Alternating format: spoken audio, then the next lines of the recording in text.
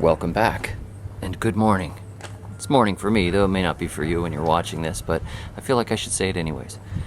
We have bits and pieces to plant in the edible landscaping. This is part 2 of my edible landscaping video. That is a mulberry. And I've got, these are mostly weeds. That's a jackfruit, which is going somewhere. I've got various things that we're going to plant. We've got some flowers for pollinators, but we've also got some edibles that I can split seeds out of, like this Celosia argentea. You have Surinam purslane to stick in. I've got some arrowroot. Right here we have some tannia, Xanthosoma sagittifolia, I think you would say. And we are going to work on this area right here. Now sometime later here, we have stuck in Surinam purslane here, and I've got some Cuban oregano jammed in there, which you can barely see around that papaya. Back here, I have dropped wildflower seeds all over the ground. Some edibles, some not edibles. Some of them are those Celosia, which I just kind of walk along. They have black seeds inside. See those black seeds? Like shiny, beautiful little gemstones, and anywhere you drop them, the plants tend to come up. And I filled these 3 pots, and I'm gonna find some nice edible stuff to put in there.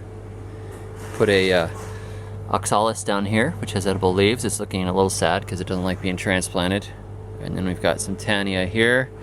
In the back I've got a couple of arrowroot stuck in. I stuck in some katuk cuttings, and I've started to mulch around here. I want to mulch the areas where I've put in plants and cuttings, so I've got all of this grass here, and I'm going to spread it around there. But obviously I don't want to cover up where I've just dropped all the seeds. I've got some zinnias and marigolds and a few other things kind of thrown through here, so I want to make sure that I don't cover them.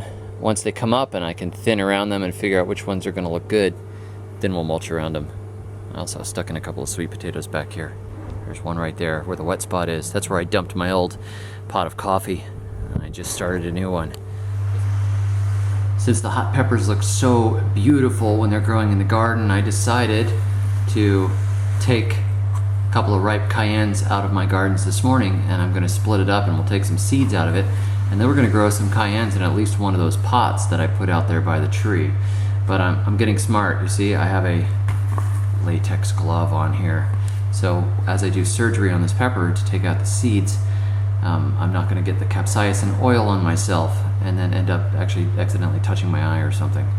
So let's cut this sucker open and look at the inside. It's like some sort of an art film. Nice angle, huh? Alright, so inside here we have lots of beautiful seeds, and you want to pick your peppers when they're all the way ripe to get seeds. You know, some people say, can I grow bell peppers from the store from seed? Well, the answer is yes, but those are green bell peppers. Their seeds may not be totally ripe in there. Remember, the fruit ripens up, and its job is to protect the seeds, and they ripen up inside of it. So if you have a fruit that is not ripe all the way, the seeds inside may not be ripe either. So there we go. I've got a good bit of seeds right here. We'll take these out and stick them in a pot. Now I think red peppers in a turquoise pot would look really cool. So let's just drop these on here. This is way too many for the pot, but whichever ones come up, we'll select some out, transplant them, and we'll worry about it later. There we go. That's how easy it is to plant peppers. These guys should be coming up probably in a couple of weeks. And voila. Transplant out the ones we don't want, keep a few in there to look awesome. Now I got something else to put in one of those other pots. This is an okra pod. See, this one still has the seeds inside of it. Squeeze it open a little bit. See the seeds rolling around in there? Look at that. So I squeeze these seeds out. I'll stick these in one of the other pots.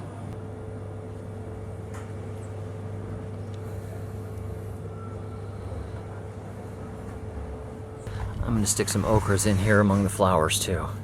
Let's just throw some okras all over. I'm going to rake them in. We'll have okra in the flower bed. I mean, they are a flower. Hibiscus family. And that is that for now. Not much more to look at except that I mulched around. I raked in seeds all over the place. I planted all these with seeds. You'll have to wait and see what I did. And yeah, there we go. It's better. And I will show you again in a week or so once everything comes up, and we'll see what's happening in here and what things take and what things don't. Thanks for watching. Check me out at thesurvivalgardener.com. And until next time, may your thumbs always be green. First I failed a second, so I drove the rail erected, and now I'm on the cement floor. Laying in the stairwell with my feet up